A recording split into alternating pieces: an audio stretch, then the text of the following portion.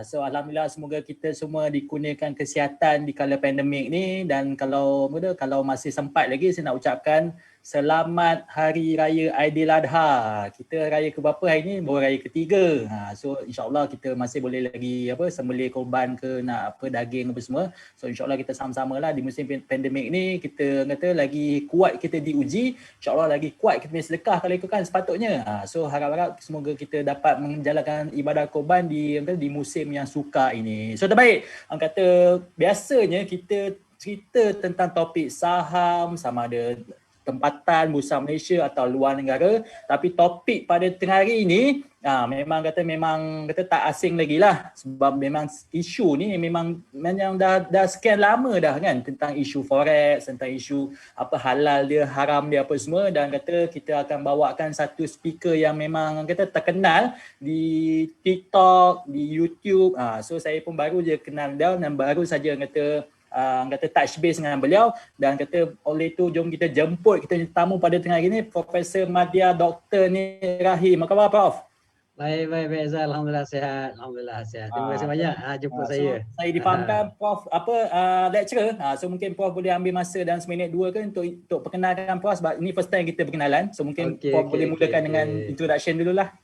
Okey, terima kasih Azhar. Terima kasih banyak. Saya ucapkan kepada pihak majalah Labur. Okey, saya pun selalu baca majalah Labur ni, banyak info-info yang sangat menarik, yang bermanfaat, yang boleh saya belajar. Okey, saya sekarang ni mengajar dekat Fakulti Syariah dan Undang-Undang lah. Dan sebenarnya subjek utama saya fiqh jinayat, undang-undang jinayah, hudud qisas. Cuma baru-baru ni mereka berikan juga fiqh munakahat, undang-undang perkahwinan. Mungkin sebab mereka tahu saya ni ada isteri 3 dan anak 15 dan cucu ada 8. Jadi mungkin itulah sebab kot dia orang bagi saya fiqh munakahat pula, bab nikah kahwin ya Zah. Okey, so saya kerja dekat USIM dah masuk 7 tahun lah. Cuma ada 2 tahun lagi nak pension lah. Jadi sebelum tu saya pernah mengajar dekat UIA, ICOL, Kuliah of Laws, kemudian pernah ke Brunei Darussalam, bekerja kat sana juga 6 tahun, kemudian pernah juga mengajar di Mahat Hafiz Negeri Pahang, kemudian ke USIM lebih kurang tahun 2011 lah. 2011 macam tu. Memang jauh perjalanan tu. Perjalanan alhamdulillah. Saya degree saya dekat dalam syariah, degree saya dekat Azhar University, PhD saya dekat Glasgow Caledonian University Scotland dalam undang-undang jenayah syariah lah. Itulah serba ringkas Zah tentang diri saya. Saya bukan pakar dalam bidang muamalat. Bidang saya memang fiqh jinayat. Tapi saya suka bab melabur, bab kewangan saya suka belajar lah. Betul, sebab kata sometimes apa yang kita belajar tu tak semestinya itu yang kita punya minat ke atau kita punya passion, sebab sometimes yalah, macam saya pun saya orang IT Prof. So IT macam terlibat dengan penulisan lah, dengan website lah, dengan aplikasi kewangan lah, pelaburan ni. So memang dah Tuhan dah letakkan kita kat situ. So bolehnya kita buat yang sehabis baik lah. Dan jadi ada sumbangan kepada komuniti dan masyarakat secara umumnya. So terbaik Prof. So tentang topik ni lah, memang kita kata memang isu panas lah. Saya pun ada banyak komen. Sebelum kita nak buat live lagi pun ada macam-macam komen, macam-macam message yang kita terima secara dekat kita punya page lah, dekat saya personally pun saya ada terima. So mungkin Prof boleh jelaskan sedikit lah tentang topik kita ni, iaitu kenapa bank kenapa bank diorang boleh trade forex, tapi kenapa individu bila time individu je mulalah kata haram lah, tak boleh lah, apalah. Mungkin Prof boleh mulakan penjelasan dengan topik yang panas ni dululah. Dipersilakan Prof. Okey, terima kasih Zah. Wallahu a'lam bissawab. Ini macam saya sebutkan tadi, saya bukan pakar.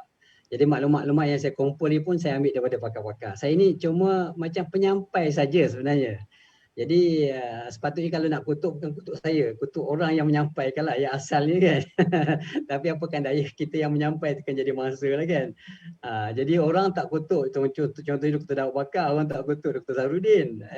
Sebab mereka satu level yang sangat tinggi dan orang kadang-kadang segan-segan juga nak kutuk mereka kan. So kita yang level-level rendah-rendah ni yang kena, yang kita ni menyampai kan kat TikTok dan sebagainya kan. Dan bukan setakat TikTok, mereka pergi merata tempat di mana saya ada, di situlah mereka ada datang kutuk dan sebagainya. Tapi bagi saya itu normal. Dalam dakwah Nabi SAW pula jauh lagi dahsyat. dakwah yang cabaran yang Nabi hadapi. Kalau setakat kutuk, maki, kata bodoh, kata alah, itu bagi saya kecil sangatlah, kecil sangat. Tak menjejaskan pun, tak menjejaskan. Sebab saya takkan berhentilah, takkan berhenti. Cuma baru-baru ini dah lah banyak sangat video saya pun lebih kurang 70 video yang ada tentang forex ni. Jadi saya rasa cukuplah. Bukan nak berdamai tak. Maksudnya berdamai itu bukanlah maknanya kata oh sekarang forex dah halal, tak. Haram tetap haram lah. Cuma video tentang forex dah cukup bagi saya. Kalau untuk siapa-siapa yang nak tengok dah ada banyak kan. Baik, antara alasan yang diberikan oleh sahabat-sahabat kita lah. Sahabat kita semua dah. Bukan orang lain. Sahabat-sahabat kita orang Islam yang solat macam kita. Kan? Dan sangat baik. Sangat generous. Sangat prihatin dengan masyarakat. Membantu masyarakat. Saya dari satu sudut tu memang saya salute dekat dia orang ni. Cuma satu bab je lah yang tak betul tu, betulkan yang tu, yang lain semua insya-Allah okey kan. Solat mereka solat kan. Mereka pergi haji, mereka pergi umrah, mereka bantu orang miskin, mereka bantu tahfiz dan sebagainya, sangat bagus. Yang baik kita tak boleh nak deny lah kan. Takkan kita asalkan bila dia buat satu benda yang tak betul kita semua tolak 100% kan. Yang baik kita akui kebaikan. Baik. Jadi antara alasan yang diberikan oleh mereka adalah dikata bank bank pun trading kan. Forex trading, terlibat dengan forex trading. Okey, berdasarkan maklumat yang saya dapat, pertamanya saya pernah berbincang dengan beberapa sahabat lah yang terlibat dengan sebagai penasihat syariah di bank-bank Islam khususnya. Dan mereka mengatakan ataupun menegaskan bahawa bank Islam, perbankan Islam tak terlibat dengan forex trading. Okey, itu satu. Baik. Kalaupun ada yang baru-baru ni kita baca Maybank pun ada keluarkan forex yang Islamik, yang macam mana forex Islamik. So berdasarkan beberapa maklumat yang saya baca, bank bukan trading style yang dibuat oleh yang trading yang dibuat oleh sahabat-sahabat kita ni. Kan?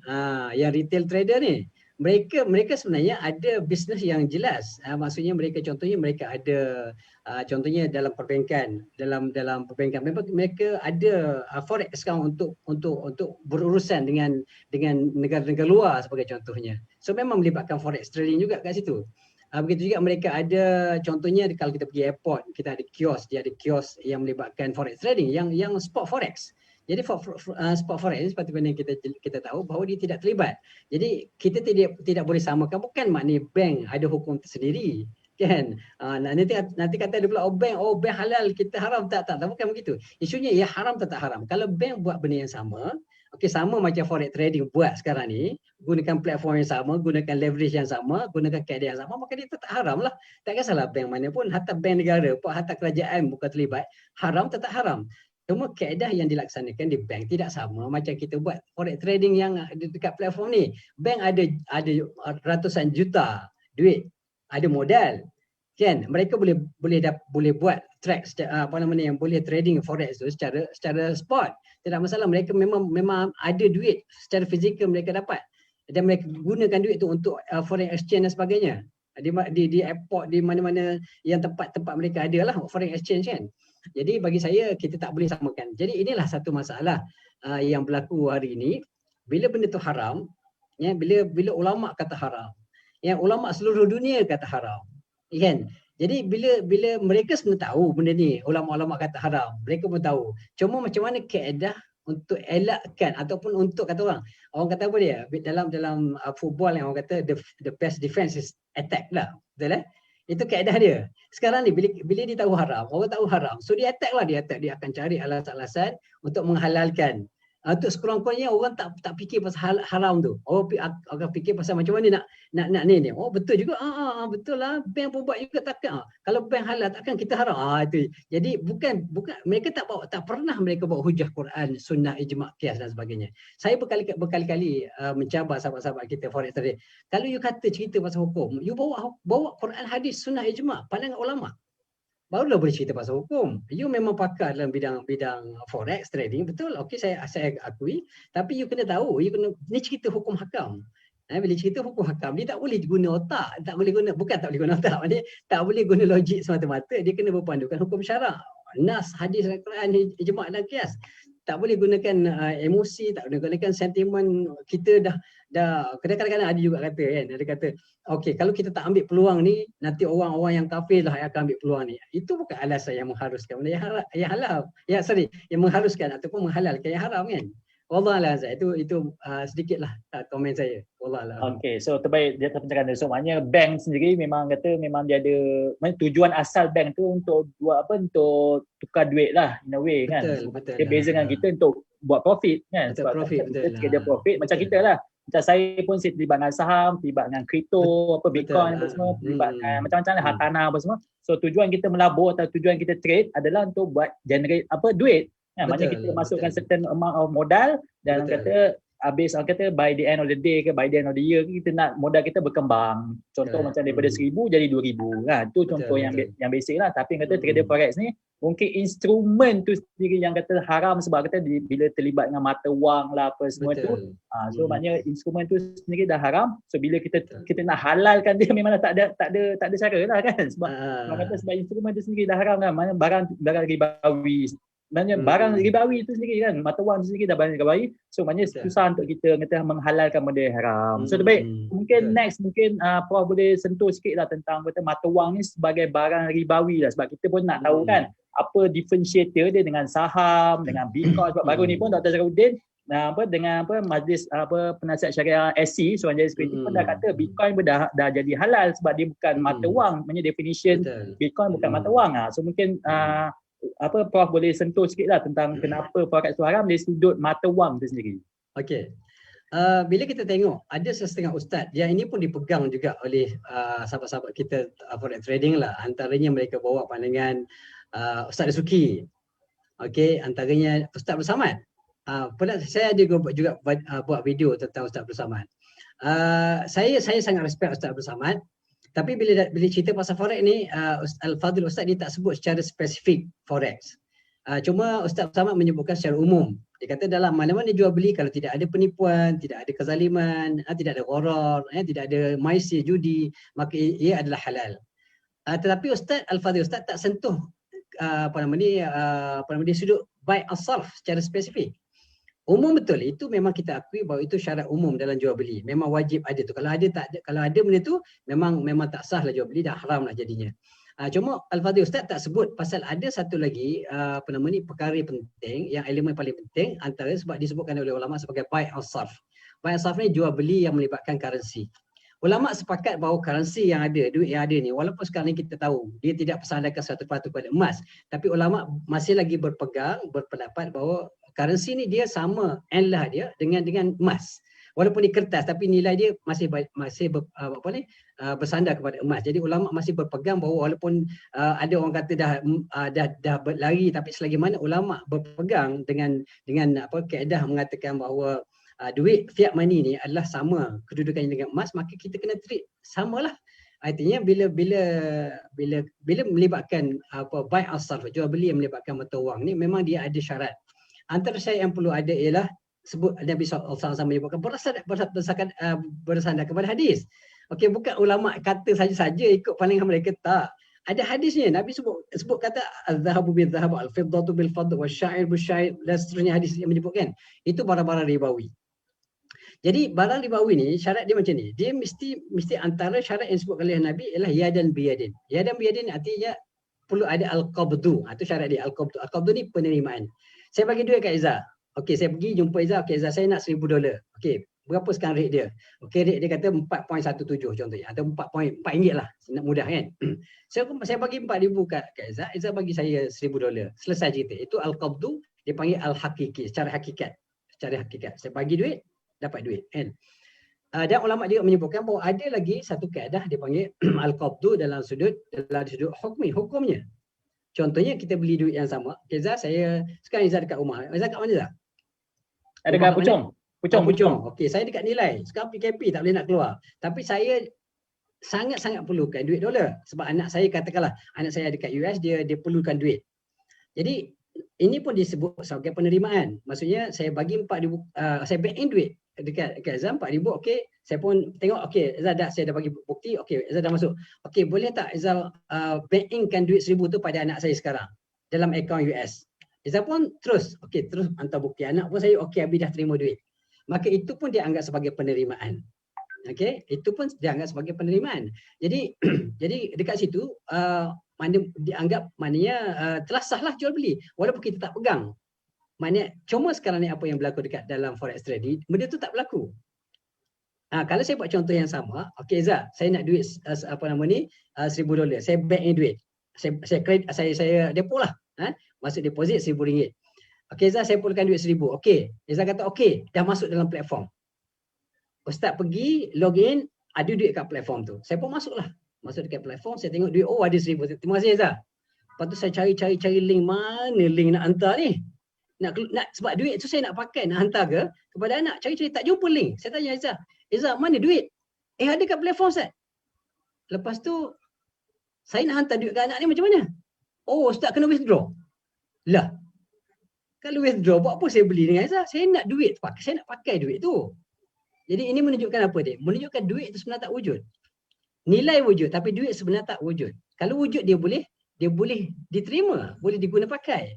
Kalau withdraw balik, apa guna beli duit apa USD? Kalau dia kena tukar, balik withdraw, dapat duit RM balik. Apa kerjanya pergi beli kat situ? Jadi ini menunjukkan bahawa sebenarnya matlamat jual beli itu bukan tidak jelas. Maknanya jual beli itu hanya untuk mendapatkan keuntungan, bukan nak dapatkan benda yang sebenar. Jadi itu dia antara sebab dia tidak ada al-qabdu di situ. Al-qabdu hakiki pun tak ada, al-qabdu secara hukmi pun tak ada. Kalau hukmi macam mana? Okey, boleh. Dia boleh jadi halal macam ni Zat. Okey, macam tadi. Okey, contohnya broker di trade perjanjian dia macam ni. Okey, saya nak beli USD ni. Okey, saya pun deposit 4,000, dia pun ada 1,000 dekat platform. Dan dekat platform tu dia boleh transfer masuk terus direct, kita yang transfer direct masuk dalam wallet kita. Contoh kan, masuk dalam wallet kita. So dapat al-qabdu wujud. Okey, bila kita memang niat nak berniaga, kita niat nak trading. Okey, kita masuk dalam akaun wallet kita, kemudian kita tunggu harga naik. Dan perjanjian kita macam tu dengan broker. Kalau harga naik, I jual balik kayu. You setuju? Okey, setuju. Kita pun beli. So duit tu memang duit kita punya. Tapi katakanlah kita tak nak jual lah. Kita kan tak nak jual balik dekat broker lah. Saya nak pakai duit ni, nak hantar kat anak. Boleh? Sebab duit kita. Mana wujud al-qabdu secara hukumnya ada. Tapi sekarang ni berlaku tak? Sekarang ni tak berlaku. Bila tak berlaku, maka tak sah. Bila tak sah, maka haram lah. Itu di antara perkara yang sebenarnya memang disetujui oleh para ulama. Itulah alasannya kenapa. Dan Nabi SAW dengan jelas menyebutkan la tabi' ma laysa indak. Satu lagi isu yang penting, forex brokers ni sebenarnya dia tak ada duit. Dia ada duit nilai duit ada. Nilai dia duit, tapi duit hakikat yang kita nak beli. Kalau kita nak beli USD, duit USD ada tak pada tangan dia? Boleh tak dibagi transfer pada kita secara direct? Tak boleh. Dia letak dekat platform saja. Kalau kita nak beli katalah nak Australian dollar contohnya. Ada tak Australian dollar pada dia? Tak ada. Dia cuma berniaga di atas nilai, naik turun saja. Bukan ada. Sebab tu dia panggil CFD tu. Dia kontrak semata-mata untuk tengok harga naik turun je. Bila naik, jual. Bila turun, okey, beli balik contohnya macam tu. Jadi itu menyebabkan jual beli itu tidak sah dan haram di seluruh hukum syarak. Wallahu a'lam. Baik Prof di atas penerangan tu. Orang kata memang tengok pada instrumen tu sendiri lah, tengok pada underlying tu kan. Sometimes ada underlying ni kan. Kalau ada underlying, apa kita jual beli ni apa benda kan, angin ke apa kan. So itu something yang kita kena consider lah untuk orang kata nak patuh syarat. Sebab saya tahu memang ramai forex trader dia kalau boleh dia nak jadi benda ni patuh syarat, so dia boleh trade dengan tenang.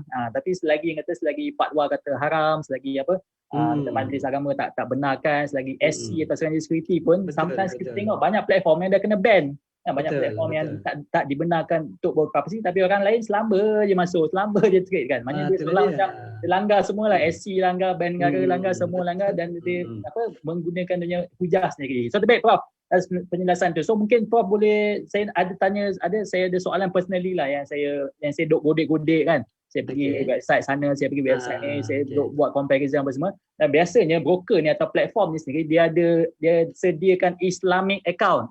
Ni yang kata maknanya account Islamic, tak ada leverage, tak ada swap, tak ada margin, tak ada apa. Dia seolah dia claim, ni aku punya platform, aku sediakan Islamic account. So kita sebagai orang Islam, nak trade forex, kita buka account Islamic ni, so insya-Allah selamat. So macam mana Ustaz dengan dengan Islamic account kat broker, mungkin broker Malaysia tak ada, mungkin broker kat luar negara kat sana tu.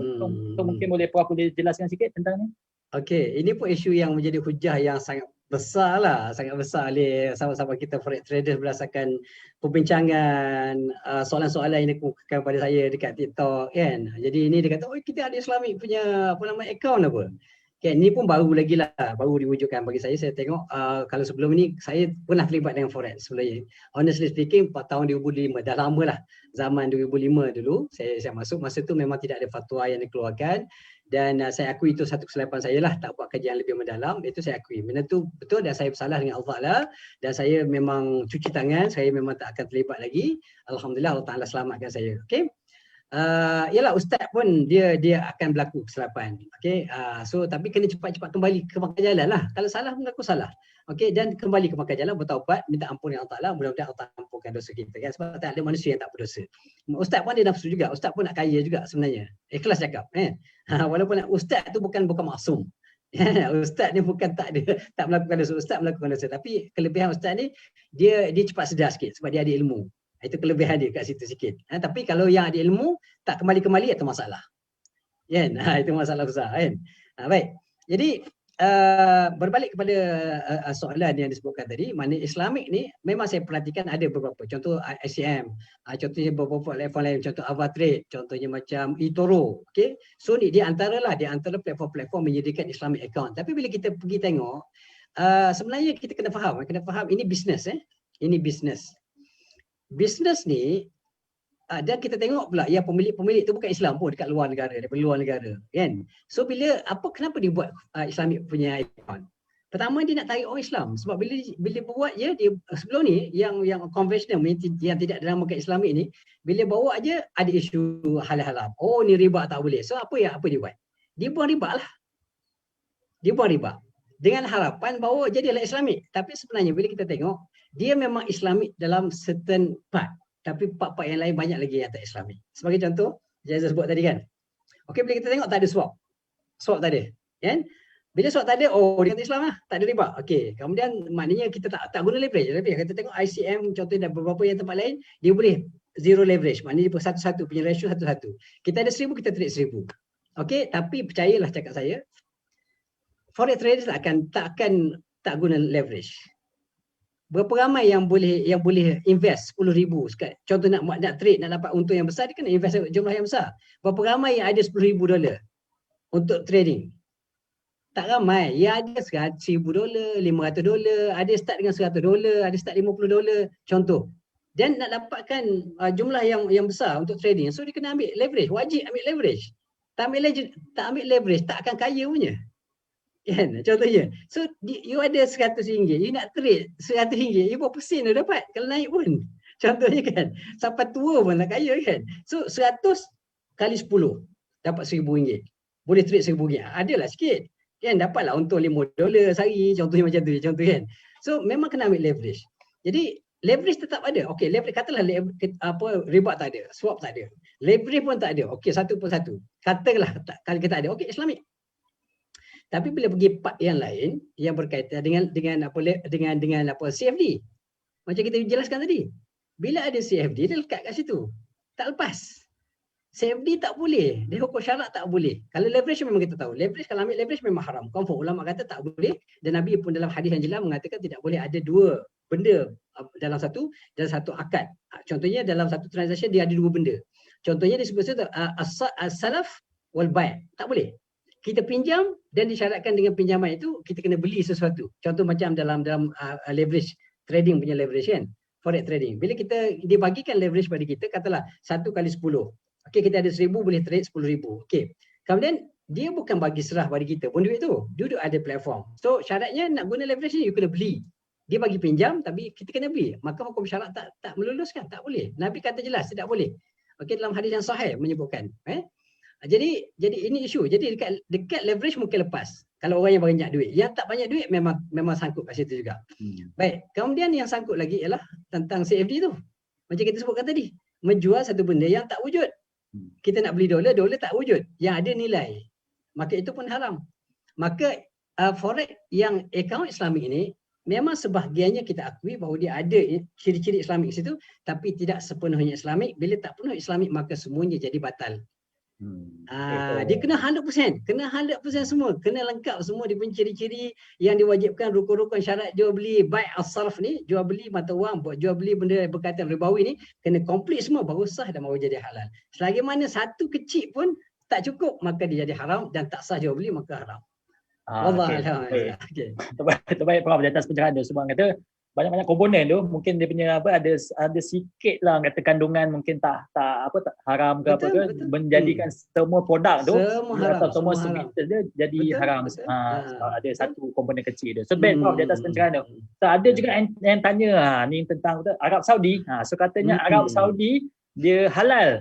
Tapi kata macam mana dia boleh halal dan adakah betul kat sana, dan mungkin nak tahu juga fatwa mana yang diikutkan untuk menghalalkan forex kat Arab Saudi. Macam mana Prof? Okey, ini pun isu yang hangat juga dibincangkan. Saya ada keluarkan juga video pasal ni. Adalah sahabat kita tu kan, dia pun macam confident lah kan, mengatakan bahawa Saudi menghalalkan forex trading. Wah, kat Saudi tak ada ke ulama? Wah, dia punya confident ya kan. Jadi saya jawablah buat video kan. Bila saya cek dalam fatwa-fatwa yang dikeluarkan oleh ulama-ulama live dekat televisyen Saudi Arabia, semua dikata sebab bank Saudi pun nak cerita, bank Saudi, bank terbesar dipanggil bank Allahumma salli ala bank Al-Ahli. Kata bank Ahli, bank Saudi, bank terbesar Saudi milik kerajaan, ya, saham terbesarnya kerajaan adalah berasaskan riba. Terkejut kan kita? Dekat Saudi yang ada kiblat yang kita pergi haji, ada riba. Ada riba. Itu bank besar, bank terbesar dia tu dekat Saudi. Ulama, ada awan tanya, ada penonton tanya pada seorang ulama dalam live television. Saya buat video tu, ada dekat TikTok kan. So dia kata apa hukumnya kalau kita mengambil untung daripada simpanan yang kita buat dekat bank Al-Ahli tu, bank Saudi tu. Dia kata haram. Ulama kata haram. Sebab masih lagi ada banyak benda-benda yang tak patut syariah dekat perbankan tu. Jadi tak peliklah kalau dekat Saudi tu dia legalize kan. Ini pun jadi kekeliruan. Mereka kata bila legalize kan, bila regulated, maknanya dia okey, di undang-undang tak salah, maka jadi halal. No, salah. Tak betul. Ini yang digunakan pakai. Sama juga di Brunei. Mereka kata Brunei halal. No, bukan Brunei halal. Brunei menjadikan dia sebagai legal. Sama juga di Brunei. Walaupun Brunei sebuah negara Islam, tapi adakah Brunei ni baru merdeka tahun 1984. Sebelum itu siapa dia perintah? British yang perintah. So semua sistem yang ada, British tu masih lagi kekal kat sana. Perbankan ribawi ada? Ada perbankan ribawi. HSBC ada lagi dekat Brunei. Masih riba? Masih riba. So kenapa Brunei luluskan, beri lesen? Itu masalah lain. Kadang-kadang prinsip dalam contoh macam kita sekarang ni. Kadang-kadang bab keagama, kajian tanya mufti. Bab ekonomi, bab perniagaan, kerajaan tak akan tanya mufti. Dia tengok apa yang boleh menguntungkan negara. Apa yang boleh dapat pada negara. Contohnya, bila kerajaan legalizekan forex, apa benefit yang kerajaan dapat? Kerajaan tanya tak fatwa mufti? Okey, kita nak buat forex, nak bawa masuk forex trading ni, kita nak legalizekan. Okey, apa pandangan mufti? Kerajaan tak akan tanya mufti. Kerajaan tanya Kementerian Kewangan, buat kajian apa dia punya feasibility study sebagainya. Boleh menguntungkan kerajaan tak? Berapa banyak kerajaan dapat? Itu kaedah dia. Kan? Jadi legalize being regulated tidak bermaksud dia halal. Contohnya judi sekarang dekat Malaysia ada dekat Genting Highland. Dekat Genting. Regulated tak? Regulated. Boleh tak sah dekat undang-undang? Sah undang-undang. Halal ke tak? Tak halal. Kan? Judi lesen, toto dan sebagainya. Regulated. Ikut undang-undang, ikut undang-undang. Boleh tak? Salah tak? Tak salah. Yang salahnya orang Islam. Kalau pergi berjudi kan. Tapi adakah dia halal? Dia tak halal. Haram tu tak haram kan. Jadi ini kadang-kadang inilah isu-isu yang dijadikan hujah-hujah yang bagi saya sangat nipis lah, sangat kata orang tohor lah kata orang. Tak ada nilai pun dari sudut kekuatan hujahnya. Tapi itulah kaedah mereka berhujah kan. Mereka nak menafikan benda tu haram, maka itulah kaedah dia. Attack sana, attack sini, serang sana, serang sini, guna tarik sana, tarik sini, macam-macam. Macam ibarat orang lemas lah. Orang kelemasan. Dia tahu haram, benda tu haram. Orang semua kata haram-haram. Dia nak lepaskan macam mana? Apa saja yang boleh tarik lah untuk selamatkan diri. Kan? Inilah apa yang agak malang lah. Sahabat-sahabat kita yang terlibat dengan forex trading ni. Wallahualam. Baik Prof, datang pencerahan dia. Semuanya memang kata mungkin kat sana dia undang-undang dia membenarkan, tapi dari segi hukum, dari segi syariat dia kata dia tak haram, dia tak haram. Betul. Mungkin kita perlukan penjelasan yang lebih panjang lebar lah sebab ni, sebab sometimes kita tengok atau kita baca topik tu, kita baca tajuk je kan. Boleh digunakan. Tapi kata bila kita deep dive untuk putus something ni baru kita Betul. tahu actually dibenarkan ada syarat-syarat dia atau mungkin Betul. ada benda yang dia lepas, ada benda tak lepas. So kita tengok yang Hmm. surface dia. So terbaik Prof, dia tak pencerana. Dan terima kasih juga kepada kita punya follower yang sudi like, comment, share. Saya tengok memang ramai yang follow. Biasa kita buat live ni Prof setakat 200 orang je, tapi hari ni tengok macam 300 lebih. Memang kita topik ni Alhamdulillah, memang alhamdulillah. kalau boleh kita perbagaikanlah topik kan, sebab tak nak InsyaAllah, so insyaAllah. Majalah Labur selalu banyak saham kan. Saham Jadi kan. boleh kita sekali kita kita diversify sikit, kita buat topik yang lain sikit. Mungkin ada Ya, crowd ya. baru yang datang, mungkin follower Prof ke macam mana. Atau mungkin Ya. yang trader forex pun nak dengar kan. So saya Betul, nampak betul. banyak sangat soalan. So mungkin kita boleh Ya. sesi Q&A lah. So siapa yang ada soalan silakan tanya, nanti kita akan Ya, petik. ya, ya. Kita akan go through lah kalau diberikan kesempatan masa. So terbaik Ya, Prof. insya-Allah. Apa soalan Ya. yang saya nak tahu lah, sebab saya pun belajar tentang leverage. Mana-mana ambil leverage sebagai contoh RHB kan. RHB ni dia ada leverage yang patuh syariah untuk kita trade, untuk kita faham, untuk kita ada leverage lah yang halal. Maknanya belakang tu ada I. Biasalah kan bank dia ada I. Islamik, ya betul lah. Islamik. So ada yang halal, ada yang patuh syariah apa semua. So macam mana yang isu leverage yang dikatakan halal ni Prof? So mungkin Prof ada ni dan nak tahu juga ada yang saya pun baca juga tentang Prof kan. Prof terlibat dengan QM. Okey. Promosi sikit lah. Ya. So Quantometer pun ada dengan leverage lah, tapi kenapa Quantometer lepas? Okey. Prof ada penjelasan ke tentang isu ni? Okey, saya membaca sebab saya macam saya sebutkan di awal tadi, saya bukan pakar. So saya terpaksa baca fatwa-fatwa atau pandangan yang dikeluarkan oleh pakar-pakar. Dan saya nampak Ustaz Lariba yang famous lah, yang banyak cerita pasal muamalah ni, saya pun banyak baca pandangan beliau. So macam saya sebutkan tadi, leverage dalam dalam forex trading kita nampak jelas benda tu memang tidak patuh syariah. Dan yang paling penting bagi saya masuk QM pun, Quantometer pun, sebab ada perakuan daripada ISRA, Islamik punya ISRA punya consulting di bawah bank negara. So itu yang meyakinkan saya asalnya. Lepas tu barulah saya pergi tengok investigate dia punya background family, company dan sebagainya. Okey, itu asas dia. Bagi saya adalah orang yang jahil. Saya tak tahu tentang hukum hakam yang khususnya berkaitan dengan pelaburan dan sebagainya, maka saya kena rujuk kepada orang yang lebih arif, orang yang pakar. ISRA bagi saya adalah pakar dalam bidang tersebut. Sebab tu mereka diberikan lesen untuk mengeluarkan pandangan berkaitan dengan menjadi konsultan dan sebagainya. Okey, menjadi penasihat syariah sebab mereka adalah pakar. Saya tak pakar, saya kena rujuk mereka. Jadi antara yang saya rujuk juga Ustaz Laliba, pandangan yang sangat bagus semacam kita sebutkan dalam leverage dalam hukum syariah yang dibuat dalam forex, memang pertama dia tidak ada langsung penasihat syariah. So bila tak ada penasihat syariah ni bagi saya memang boleh tolak teruslah. Mana tidak ada yang mengatakan dia halal kecuali satu pandangan yang sangat ganjil lah. Bagi saya pandangan yang mengatakan forex trading yang halal adalah pandangan yang sangat ganjil. Kenapa? Dia menentang semua pandangan-pandangan ulama di seluruh dunia kan.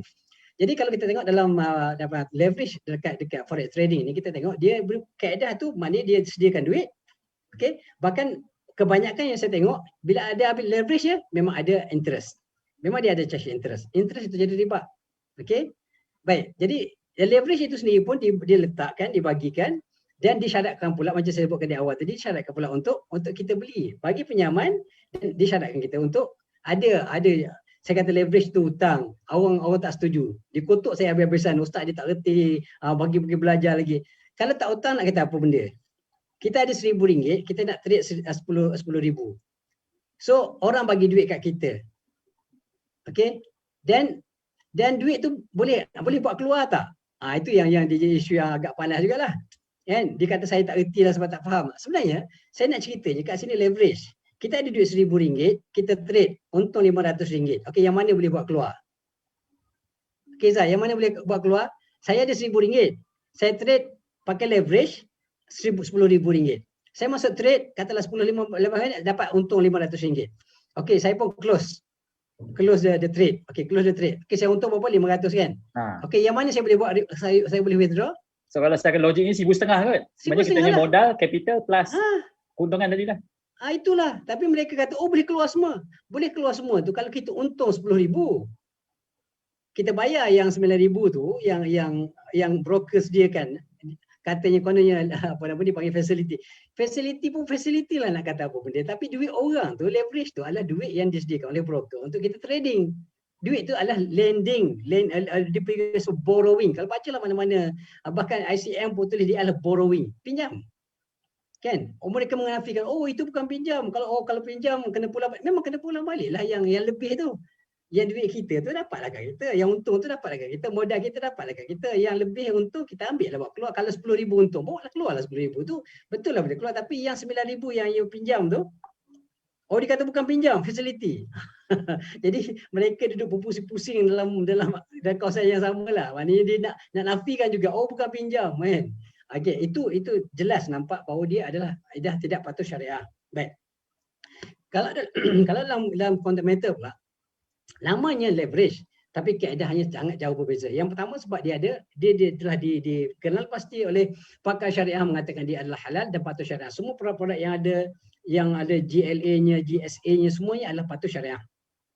Baik, macam mana kaedah dijadikan ia patuh syariah? Baik, bila kita masuk satu akaun, kita beli satu akaun yang bernilai RM1,000. Okey. Jadi bila kita masuk je, company akan menyediakan apa dia? Menyediakan fund untuk membantu. Kenapa dia bagi fund? Untuk membantu kita kalau kita ada RM1,000. Kalau contohnya kita ada RM1,000, kita nak berniaga dalam emas. Kita pun belilah RM1,000. Kalau RM1,000 ni, kita dapatlah 4 gram contohnya kan. Lepas tahun harga ni, katalah harga dia naik 10%. Maka kita untunglah RM100. Baik, jadi company nak bagi peluang kat kita, tak nafikan memang company pun buat bisnes sebab dia pun meniaga kan, mesti untung. So company pun akan ambil keuntungan. Memang tak dapat dinafikan. Cuma kaedahnya adalah Islami. Adalah timbul, ni Cina punya lah, ni dah racist lah tengok. Ada kadang-kadang. Sebab dia dah desperate, terdesak. So dia katalah, ni sokong Cina lah, ustaz ni apalah, buanglah kopiah lah. Macam-macam. Jadi kaedahnya macam mana? Company keluarkan modal sekitar RM10,000 macam tu. So company akan beli di suk, dia panggil ada suk dekat bursa tu, ada suk as-silah dia panggil. Beli minyak mentah kat situ. Crude oil. So beli nilai dia lebih kurang RM10,000, maka company akan beli situ, company jual pada kita, company ambil untung. Company ambil 3.5% keuntungan, artinya jumlah terjadi sekarang RM10,350 lebih kurang macam tu. Dan company akan jual kita dengan pembayaran secara ansur. Maka kita kena bayar balik. Ni hutang ni company ni. Duit kita ada RM1,000, maknanya company bagi RM9,000 lah. Okay, kalau kita kata total semua tu, maknanya kita pinjam, kita kena bayar secara ansur dengan company. Baik. Kerana bila dapat duit tu, bila dapat minyak mentah tu, maka kita lantik pula company. Ada agreement yang jelas. Kita lantik pula company sebab mengikut kaedah wika lah, melantik company untuk menjual pada pihak yang lain minyak kita tu. So kita pun jual. Company pun jual dengan kita, dapatlah duit RM10,000. Lebih kurang macam tu. Duit RM10,000 inilah yang dibelikan emas secara tunai. Sebab emas tak boleh beli secara langsung. So bayar secara tunai, maka dapatlah emas. Total dia lebih kurang 41 gram. Okay. Itu kaedah dia. Dan 41 gram ni disimpan sebagai cagaran. Sebab apa cagaran? Ada kenapa? Kenapa kita dah simpan nilai RM10,000, kemudian boleh keluar RM1,000 je? Sebab yang RM9,000 tu bukan duit kita. So macam juga kita beli rumah. Kan? Kita bayar down payment 10%, harga rumah RM500,000, bayar 10%, RM50,000. RM450,000 tu siapa punya duit? Siapa punya? Bank punya. So selagi mana kita tak settle yang RM450,000 tu, kita tak boleh tukar milik. Kita tak boleh jual rumah tu. Memang boleh duduk. Bolehlah duduk rumah tu kan. Sebab itu kaedah dia. Jadi lepas tu bank akan pegang duit emas tu sebanyak 41 gram tu sebagai cagaran. Bila kita bayar dah habis, contohnya kita memang kita nak bayar, kita nak dapat emas kan. Yang 41 gram tu kita bayar habislah. Bila bayar habis kita boleh ambil lah emas tu. Kalau tidak company kena pegang. Kalau tidak, bayangkan kita bayar RM1,000, dapat emas 41 gram, buat keluar semua. Bankrupt lah company. Kan? Itulah dia punya kaedah dan perbezaan yang sangat ketara sebenarnya. Jadi bila sebut leverage, janganlah kita mudah melompat terus jumping into conclusion. Kata, leverage, ni leverage, kalau dia buat, halal semua. Ada yang kata gitu. Kalau dia buat, letak bahasa Arab punya Arab sikit, halal lah. Come on lah sahabat-sahabat kita kan kat luar sana. Belajar sikit dan cuba fahami konsep-konsep muamalah yang ada. Dan ada juga kata, emas ni barang ribawi, tak boleh jual beli. Siapa kata tak boleh jual beli? Nabi dah cakap jelas-jelas. Zaman Nabi gunakan dinar untuk membeli barang. Tak ada masalah. Mana Nabi kata kalau berlaku pertukaran, maknanya tidak sama, Fabi'u kama syi'tum, maknanya berjual belilah mengikut apa yang kamu suka, tidak ada masalah. Yang emas ni boleh dijual beli, boleh ada berlaku pertukaran, tapi ikut syarat-syarat dia yang telah ditetapkan oleh Islam, tak ada masalah. Wallahu a'lam. Okay, baik Prof. Kata memang deep lah sebab kata kita nampak macam transaksi tu simple tapi actually ada dia punya kata di balik tabir tu mungkin nak memudahkan kita faham. So pakai konsep pembiayaan lah, lepas tu ada jual beli sekali tu jadi sebab leverage tu jadi halal. So mungkin kita dengan modal 1,000 dia berkembang jadi 10,000. Ya, mungkin kita mungkin tak mampu nak invest sekali lamsam besar, so that's why kita gunakan pembiayaan yang ada. So that leverage tu dimiliki oleh bank, so maknanya bukan milik kita. Unless kita tembus balik ke atau unless kita dah bayar habis installment kan, sama macam rumah. Saya suka yang analogi rumah dia sebab memang kita tak mampu nak beli cash kan rumah kan, rumah setengah juta, 1 juta kan, paling cikai pun kita tengok 2,000, 3,000 mana dapat kan. So at least kita bagi 10%, so let's say kita bayar 10%, so at least that 10% tu boleh secure that half, tapi ada pembiayaan yang kita kena bayar balik every month. So orang kata kena ada pembiayaan balik every month tu, baru lepas dah 30 tahun 35 tahun barulah benda tu jadi hak milik kita 100%. So terbaik Prof di atas pencerahan tu. Ada juga yang saya nampak tentang kata andai katalah one fine day kan kita broker kat Malaysia ni dapat kelulusan bank negara apa semua tu, sebab sekarang kita banyak depend kat broker luar. So once dah ada lesen, dah legalize apa semua, dan kata mungkin ada method nak jadikan dia patut syariah ke macam mana? Ada pandangan Prof? Okey, berdasarkan pada pandangan saya, dia boleh di-Islamize-kan, boleh di-Islamkan. Maknanya sekarang ni tak Islam kan, dia bagi Islam dia boleh sebenarnya bagi saya. Cuma ia akan memerlukan dia punya kos ataupun pembelajaran yang sangat besar. Sebab apa? Dia kena ikut kaedah syarak yang sebenar by asal. Macam saya sebutkan tadi. Duit broker ni kalau dia kena ada. Contohnya katalah dia selected lah, dia ambil selected currencies. Dia kata dia nak trade cuma dolar. Contohnya dolar ataupun Great Britain, kemudian ataupun USD, Audi ataupun apa nama ni, Australian dollar kan, Audi kan. Baik, dia kata okey, kita provide ini je. Contohnya broker, memang duit ada, real duit. Kan? So kita pun masuk trade. Dia ada platform macam biasa, masuk trade. Okey, saya sekarang ada duit RM, saya nak trade dolar. Okey, saya pun bagi 1,000, katalah untuk trade $1,000. Okey, saya pun deposit $1,000 $4,000, RM4,000. Saya pun terus dimasukkan dalam platform saya $1,000.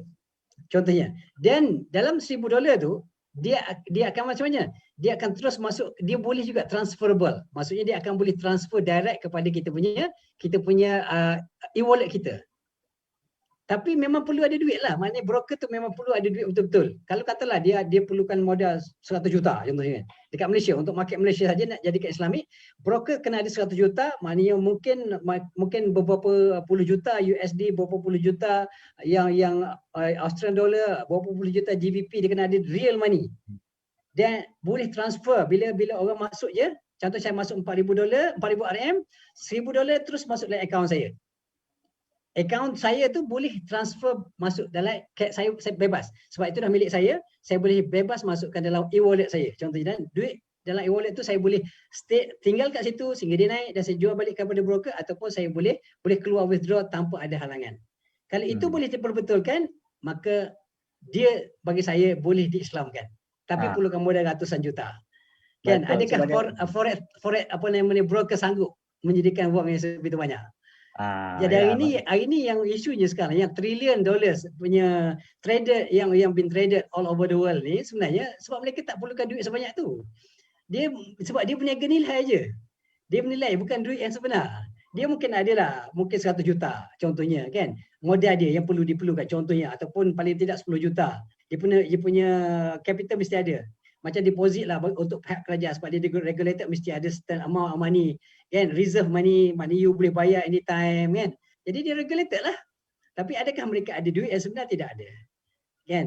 Jadi walaupun dia ada 10 juta je dalam akaun dia contohnya, tapi dia boleh trade sampai 100 juta sebagai contoh kan. Sebab duit bukan real, it's not real kan. Wallahualam. Okay, terbaik Prof. Sebab dia soalan macam kita boleh ambil konsep money changer lah kan. Sebab bila orang walk in kat kita punya platform, contoh money changer, dia orang kata mungkin dia offline, mungkin kita kena ada physical counter semua. Betul. Money changer istilah dia, kita masuk, okay, kita ada berapa? Ada ringgit Malaysia. So kita nak tukar apa? Indonesia ke, rupiah ke, atau mungkin US dollar ke, atau Japanese yen ke. So maknanya money changer itu ada duit sebenar.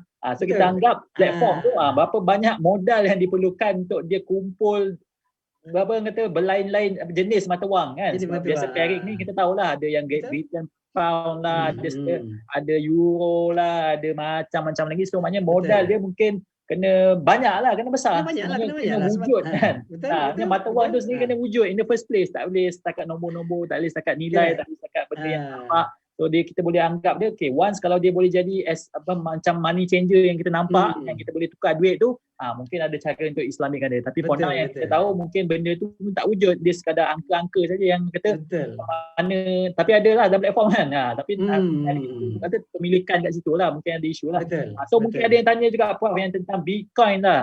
Ada yang tarik kat sebab mungkin sebelum ni kita pernah buat sesi dengan Dr. Zarudin, so mungkin nak tanya Prof ni ke lah pandangan Bitcoin tentang kenapa dia boleh patuh syariah. So macam mana Prof? Okey, wallahualam. Ini bukan pandangan saya pun ambil pandangan Dr. Zarudin juga. Dia pakar kan, dia pakar. Dr. Wakar pun kata Bitcoin okey, dibolehkan sebab dia ada nilai kan. Dia ada nilai dan ada pemilikan. Cuma trading tak boleh. Trading kalau menggunakan CFD tetap sama juga macam forex trading, tak boleh kan. Maksud CFD ni maksudnya benda tu tidak ada, tak wujud.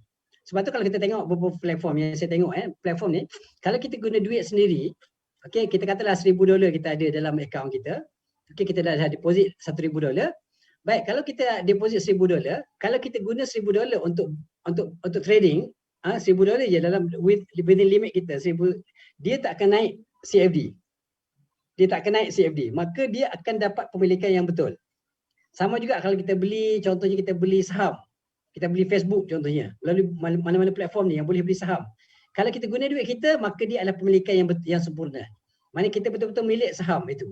Tapi kalau kita guna lebih daripada situ, kita pakai leverage 1-2 contohnya. Kita ada 1,000, kita trade 2,000. Masuk CFD, masuk lebih je, dia akan naik top CFD. Maka CFD itu haram. Sama juga dengan Bitcoin. Kalau Bitcoin berdasarkan pada pandangan pakar, Bitcoin kalau kita beli dan simpan, tidak ada masalah. Sebab duit yang kita beli tu memang dia ada nilai yang pertama. Walaupun dia terbuka pada speculation yang berbagai-bagai, tapi speculation ni naik turun rugi untung ni bukan penentu kepada halal haram sesuatu transaksi. Yang penting dia jelas wujud, ada nilai, kemudian dia boleh memiliki dengan sempurna, kan, tidak ada penipuan, tidak ada apa-apa yang boleh meragukan. So kita beli, kita ada memiliki barang tu dan kita boleh guna duit tu. Kita boleh masuk dalam kita wallet, kita boleh buat bisnes ataupun kita boleh buat shopping dengan duit apa kita punya Bitcoin. Maksudnya itu tidak ada masalah. Jadi saya bersetujulah. Dan saya nak bersetuju dengan siapa kalau tidak dengan ulama-ulama, pakar-pakar. Ya, sebab kita tak pakar. Jadi masalah sekarang ni, kita dekat luar jahil. Macam saya kata saya jahil. Betul. Saya kat awal, saya jahil, saya tak tahu. Jadi Allah Ta'ala sebut dalam Quran apa dia? Fas'alu ahla dzikri in kuntum la ta'lamun. Tanyalah orang yang pakar, orang yang tahu dalam bidang-bidang kalau kamu tak tahu. Ini masalahnya kita jahil. Bukan saya kata forex trader jahil. Saya kata saya jahil. Sebab itulah saya ke ulama-ulama yang ada ilmu. Tapi setengah tu dia jahil tapi dia tak nak ikut orang ada ilmu. Ini masalah dia. Jadi ini antara beberapa halangan lah. Dia jahil, dia tak tahu tapi dia tak nak ikut ulama. Dia kata ulama sekarang ni semua tak pakai. Masya Allah. Kalau tak ada ulama, boleh janji tak boleh beriman ke kita kalau tak ada ulama? Yang boleh kenal Tuhan ke kalau tak ada ulama? Tak kenal Tuhan. Kita mungkin sembah berhala kalau tak ada ulama ni. Kan? So nak menentang saya tidak ada masalah personally, tapi janganlah menentang para ulama. Especially mereka dah pakar dalam para mufti yang dah berikan fatwa mengharamkan forex ni, kan? Forex trading ni. So terimalah pandangan ulama, kan? Bersihkan hati, kan? Jadi Allah alam lah. Itulah halangan-halangan yang kita sudah hadapi sekarang. Allah alam. Okey, terbaik. So, terima kasih Prof atas percakapan tu. Saya ucapkan terima kasih juga kepada kita punya follower yang kata sudi komen, like. Saya nampak banyak kat komen yang hentam, banyak yang kecaman. So insya-Allah kata Allah hidayah dengan post yang tak seberapa ni. So mungkin Prof ada kata-kata terakhir ke untuk siapa yang mungkin dah terjebak, mungkin kata dah mungkin dah timbul dia punya, mungkin dah nak insaf tapi mungkin dia nak one last push ke macam mana untuk dia berubah dan kembali kepada Allah macam mana? Ya, alhamdulillah. Dalam kecaman-kecaman tu ramai juga yang sebenarnya yang DM saya, kan, kemudian berterima kasih Ustaz, terima kasih, saya dulu memang lama terjebak dengan forex. Kemudian alhamdulillah ada yang datang confirmation, Ustaz saya nak berhenti tapi saya nak dapat confirmation, bagi tahu apa hujah-hujah Ustaz. Ada yang dia personally hantar DM kepada saya. So alhamdulillah dalam ramai itu, dalam yang kutu-kutu tu ada Allah Taala buka hati-hati mereka. Okey? ada Allah buka hati-hati mereka. So bagi saya kita berpegang dengan ayat Allah Ta'ala yang menyebutkan fadzakir innama anta mudzakir. Berilah peringatan kerana kamu tu, wahai Muhammad. Ini Allah Ta'ala bagi tahu kepada Nabi Muhammad SAW. Kamu ni cuma sekadar memberi peringatan. Lasta alaihim bimusatir. Kamu tak boleh nak menguasai mereka. Kamu tak boleh paksa mereka untuk beriman. Jadi tugas kita adalah menyampaikan. Jadi saya berharap sangat dengan sahabat-sahabat. Satu perkara yang saya ingin pesan pada sahabat-sahabat yang masih lagi makna bersama dengan trading forex ni. Pertama kita nak tanyalah. Kita nak tanya. Cuba balik tanya mak ayah. Kan, bagi tahu kat mak ayah, mak, ayah, ni duit RM1,000 saya nak bagi kat mak. Kalau ayah mak yang prihatin, dia akan tanya, kat mana kau dapat duit ni? Oh ayah, saya trading forex. Apa benda forex tu ayah? Anak. Forex ni kita trading jual duit online ayah, macam ni lebih kurang. Kalau ayah yang perhati lagi, dia kata tanya, apa paling ulama halal ke haram? Lepas tu anak pun kata, ayah, semua ulama kata haram. Cuma adalah ustaz, beberapa orang ustaz kata halal. Kalau ayah yang prihatin, dia kata, nak ikutlah apa yang majoriti ulama kata. Sebab kalau ayah tu belajar lagi, Nabi kata, la tajtami ummati ala dalalah. Umat aku tidak akan berpakat atau bersepakat di atas kesesatan. Kalau ulama yang ramai kata haram, maka haramlah. Ambillah balik duit ni nak. Ayah tak nak duit yang haram. Mak tak nak duit yang haram. Okay. Okay. Kena terkesan lah juga sebab orang kata. Itulah penutup saya, Zah. Saya merayu sangatlah sama-sama kat luar sana. Okay. Sebab kita nak bagi duit pada mak ayah kita, pada anak kita, kan, pada keluarga kita. Anak-anak tu membesar dalam keadaan duit yang haram. Maka Nabi kata apa? Kullu lahmin nabata min haram fannar aula bih. Kan? Setiap daging yang tumbuh daripada min suhatin atau daripada benda yang haram, maka nerakalah tempat dia. Sanggupkah kita memasukkan anak kita, isteri kita, ayah-ayah kita dalam neraka dengan sebab duit haram yang kita bagi pada mereka. Jadi insaf-insafkanlah para sahabat semua. Saya sayang anda semua sebenarnya. Alhamdulillah. Alhamdulillah. Terbaik sangat Prof di atas apa ni kata tazkirah tu sendirilah, sebab sometimes kita rasa macam nak berhenti je berdakwah kan, rasa macam alamak orang duk kecam macam kita. Saya personally pun banyak kali saya kena kecam semua, dan banyak kali saya jadi scammer pun banyak kali guna nama saya, guna profile saya, guna gambar saya. So bagi saya tak ada masalah, sebab kata lagi ada perlindungan daripada Allah, kata kawan-kawan yang supportive semua. So insya-Allah kita ada kekuatan untuk kita melawan semua benda ni, sebab benda ni memang dia takkan berhenti punya kan, mesti ada orang yang menyokong, mesti ada yang tak sokong. Tapi kata selagi yang menyokong tu walaupun kecil, walaupun bilangan ni kecil, tapi at least kita dah menjalankan tanggungjawab kita untuk bagi kesedaran, untuk bagi information, untuk bagi maklumat apa semua. So at least kita dah terlepas lah tanggungjawab tu kan. So whether dia nak berubah ke, whether dia nak beralih ke something yang better ke, wallahualam, tu bukan kerja kita. So at least kita dah menyampaikan tugas, dan at least kita dah gunakan kita punya ilmu yang ada dan menyampaikan ilmu yang betul. Hanya ilmu benda ni, macam Prof ni katalah, Prof mungkin jahil dalam bidang ni. Saya sendiri jahil tentang pelaburan apa semua. Tapi yang kata kita gunakan fatwa, kita gunakan ulama, kita gunakan diorang punya hujah apa semua untuk kita explain. Sebab sometimes diorang punya explanation mungkin high level. Kita ni mungkin yang kata golongan mahin lah kan. So kita nak explain orang pun, kita kena guna ayat-ayat yang simple, ayat-ayat yang mudah orang faham, orang kata layman term semua. So mudahlah penyampaian tu sendiri. So terbaik Prof. Orang kata memang yang syukur sangatlah kita dapat bersama kita untuk sejam yang lalu, dan terima kasih jugalah yang kata yang tak henti-henti komen. Saya tengok Facebook live kita hari ni memang meriah sangat. Tak macam 400 lebih kita punya viewers. Memang tak pernah, memang jarang lah berlaku. At least kita dapat bagi some manfaat lah, dan terima kasih juga kepada siapa yang tanyakan soalan. So mungkin saya ada terlepas mandang ke, mungkin terkasar bahasa ke, saya nak mohon maaf sangat-sangat lah kata di bulan raya dan di raya haji apa semua ni. So insyaAllah kita kena rapatkan soft balik. So insyaAllah terima kasih banyak Prof, terima kasih banyak sama-sama semua kita. Thank you very much. Assalamualaikum warahmatullahi wabarakatuh dan selamat hari. Selamat hari semua insyaAllah. Terima kasih.